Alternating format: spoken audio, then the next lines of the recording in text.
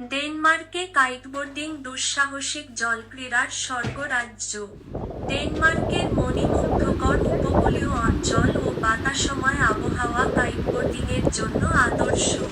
উত্তাল সাগরের ঢেউ, খোলা আকাশ ও দিগন্তজোড়া সৈকত এই খেলাকে করে তোলে আরও রোমাঞ্চকর। কাইটবোর্ডিং কি?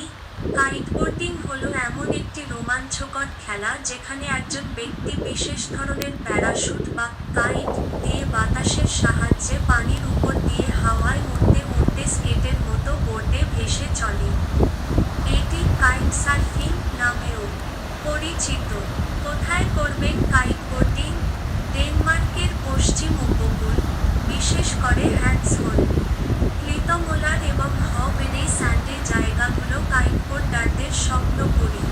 এখানকার শক্তিশালী বাতাস আর নিরাপদ জলাশয় নতুন ও পেশাদার কাইটবোর্ডার দুজনের জন্যই উপযোগী।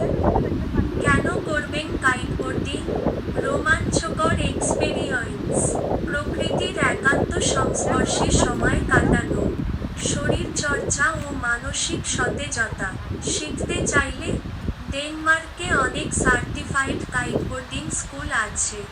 2-3 দিনের ট্রেনিং নিয়েই আপনি পানিতে ভাসার জন্য প্রস্তুত হয়ে উঠবেন। সবচেয়ে ভালো সময় মে থেকে সেপ্টেম্বর মাস, যখন আবহাওয়া তুলনামূলক উষ্ণ এবং বাতাস যথেষ্ট শক্তিশালী থাকে। শিশুদের জন্য উপযোগী কি? হ্যাঁ, তবে বয়স সাধারণত 10 বছরের বেশি হতে হয় এবং সাঁতার জানলে ভালো। আলাদা প্রশিক্ষক দিয়ে শিশুদের জন্য নিরাপদ পরিবেশ তৈরি করা হয়। টিপস: সেফটি গিয়ার ব্যবহার করা বাধ্যতামূলক। লাইসেন্সধারী প্রশিক্ষকের অধীনে প্রশিক্ষণ নিন। আবহাওয়ার পূর্বাভাস দেখে নামুন।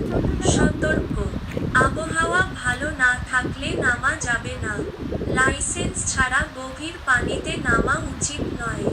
সবসময় বডি সিগন্যাল এবং সতর্ক বজায় রাখতে হবে।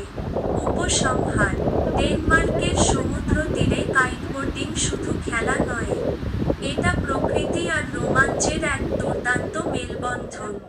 আপনি যদি পানির সাথে খেলা আর আকাশে ওড়ার স্বপ্ন দেখে থাকেন, তাহলে কাইটবোর্ডিং একবার অবশ্যই করে দেখুন।